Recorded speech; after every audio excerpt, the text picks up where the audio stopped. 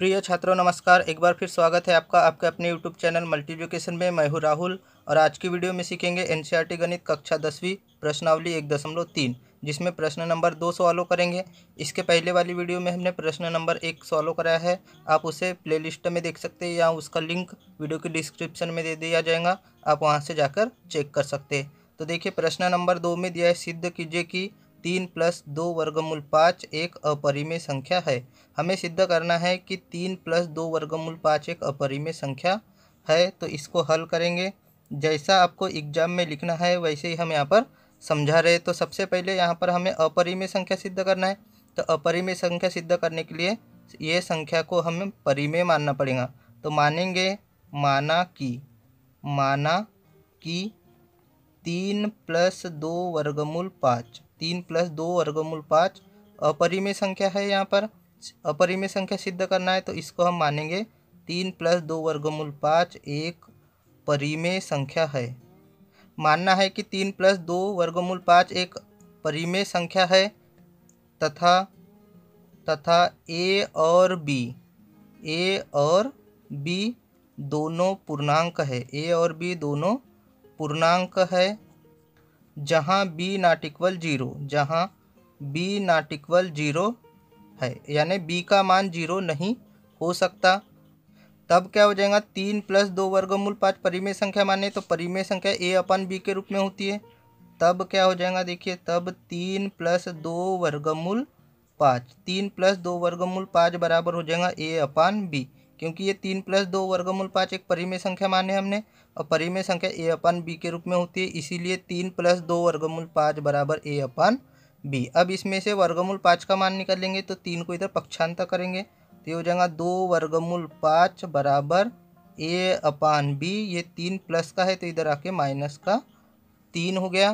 अब आगे बढ़ते हैं, आगे देखिए आगे में क्या हो जाएगा, 3 के बटे कुछ नहीं आना, मान लो 1 मानेंगे तो 3 के बटे मान लिए 1, 3 के बटे 1 मान लिए तो ये हो जाएगा 2 वर्गमूल 5 बराबर, इसका एलसीएम लेंगे ए बी और 1 का एलसीएम लेंगे तो बी, ए जैसा के वैसा और ये माइनस बी का इधर 3 में गुना जाएगा तो 3b। अब क्या करना है, वर्गमूल 5 का मान निकालना है तो 2 को भी पक्षांतर करेंगे तो ये वर्गमूल 5 के गुना में है तो इधर आके भाग में हो जाएगा। तो ये वर्गमूल 5 बराबर हो गया 3 माइनस ए माइनस 3b/, ये 2 इसके गुना में हो जाएगा तो 2b। अब देखिए यहाँ पर a और b को हमने पूर्णांक माने, a और b को पूर्णांक माने और 3 और 2 ऑलरेडी पहले से पूर्णांक है तो यहाँ पर लिखेंगे चूंकि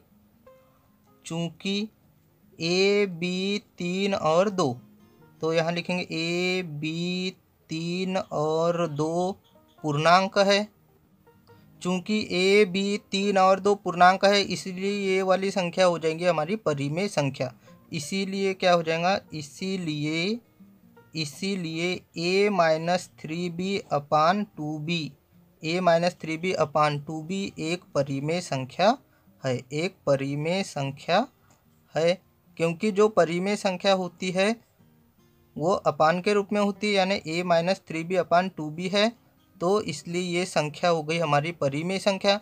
अब जब ये वाली संख्या परिमेय संख्या है तो इसके बराबर में वर्गमूल 5 है तो वर्गमूल 5 भी एक परिमेय संख्या होंगी। तो यहाँ लिखेंगे अर्थात वर्गमूल 5 भी एक परिमेय संख्या है, एक परिमेय संख्या है। क्योंकि एक परिमेय संख्या है, क्योंकि जब ये वाली संख्या परिमेय संख्या है तो ये भी संख्या परिमेय संख्या होंगी, क्योंकि ये दोनों एक दूसरे के बराबर में है। अब जब वर्गमूल 5 एक परिमेय संख्या सिद्ध हो गया, लेकिन हमें तो सिद्ध करना है कि अपरिमेय संख्या होती है, तो हम लिखेंगे यहाँ पर परंतु इससे इस तथ्य से विरोधाभास प्राप्त होता है। इससे इस तथ्य से विरोधाभास प्राप्त होता है कि वर्गमूल 5 एक परिमेय संख्या है, क्योंकि इसको ये अपरिमेय संख्या थी, इसको हमने परिमेय संख्या मान के सिद्ध किए, इसलिए ये संख्या परिमेय संख्या है।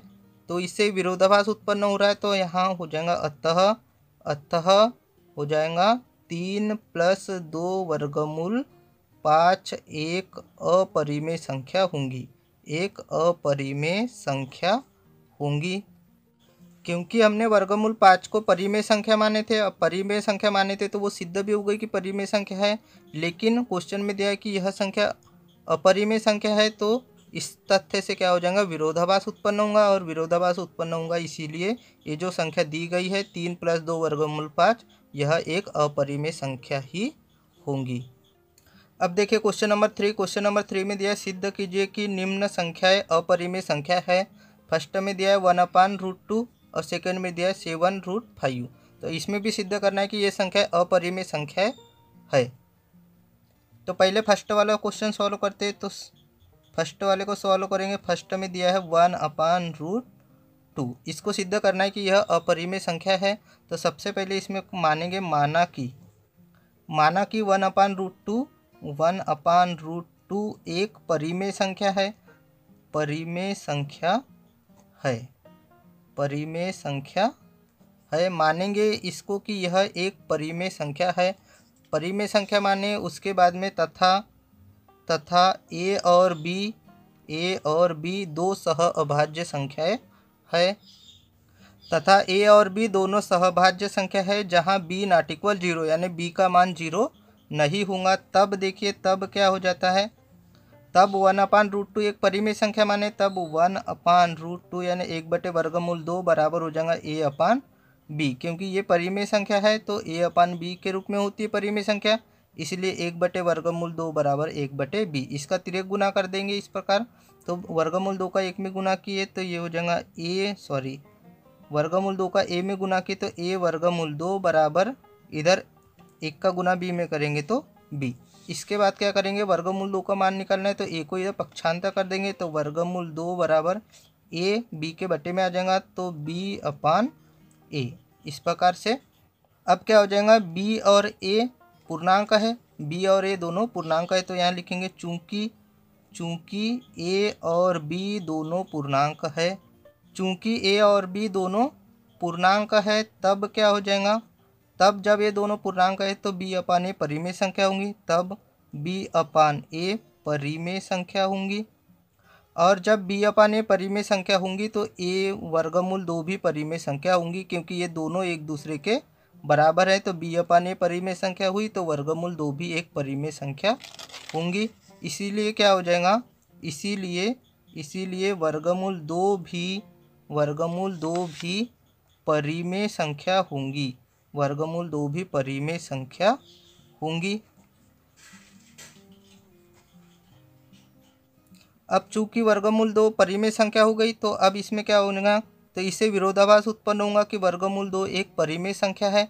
तो यहाँ लिखेंगे, यहाँ परंतु इससे इस तथ्य से विरोधाभास प्राप्त होता है कि वर्गमूल 2 एक परिमेय संख्या है। क्या हो जाएगा, परंतु इससे इस तथ्य से विरोधाभास प्राप्त होता है कि वर्गमूल 2 एक परिमेय संख्या है, जबकि हमें इसे अपरिमेय संख्या सिद्ध करना है और ये परिमेय संख्या सिद्ध हो चुकी है।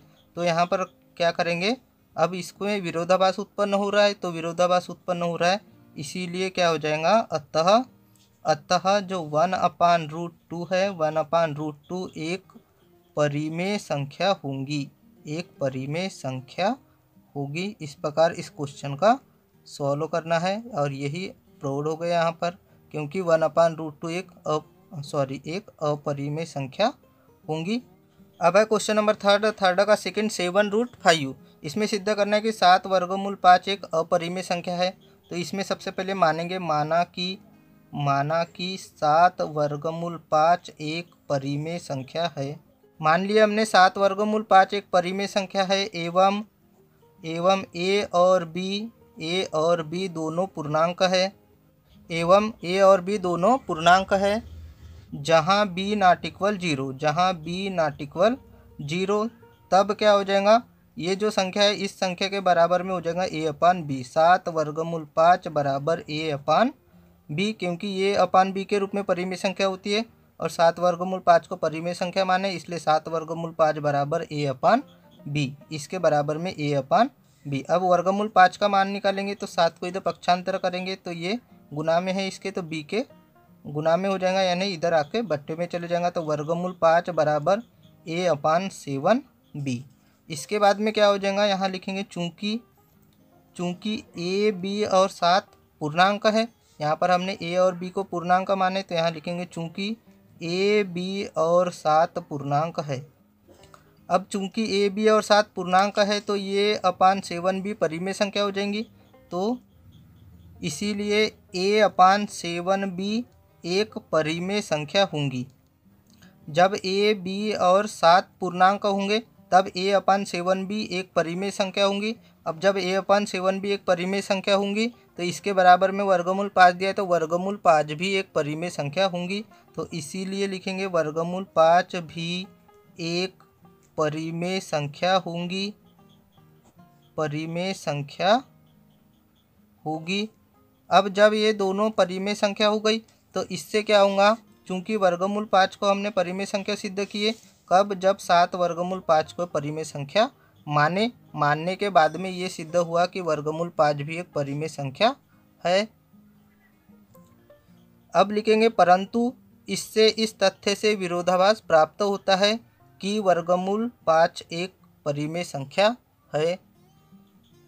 देखिए क्या हो जाएगा, परंतु इससे इस तथ्य से विरोधाभास प्राप्त होता है कि वर्गमूल 5 एक परिमेय संख्या है। अतः क्या हो जाएगा, जब ये विरोधाभास हमें प्राप्त हो रहा है वर्गमूल 5 एक परिमेय संख्या है तो अतः क्या हो जाएगा, अतः 7 वर्गमूल 5 एक अपरिमेय संख्या होंगी। तो यहाँ लिखेंगे अतः 7 वर्गमूल 5 एक अपरिमेय संख्या होंगी, अपरिमेय संख्या होगी। क्योंकि वर्गमूल 5 को हमने एक परिमेय संख्या सिद्ध किए लेकिन इससे हमें विरोधाभास उत्पन्न हो रहा है, इसीलिए ये 7 वर्गमूल 5 एक अपरिमेय संख्या होंगी। आई होप तीनों क्वेश्चन समझ में आ गए होंगे। तो वीडियो को लाइक करें और चैनल को अभी तक सब्सक्राइब नहीं किए होंगे तो चैनल को सब्सक्राइब कर लीजिए और वीडियो को अपने दोस्तों के साथ में ज़रूर शेयर कीजिए। आज की वीडियो में बस इतना ही। थैंक यू, मिलते हैं अगले वीडियो में।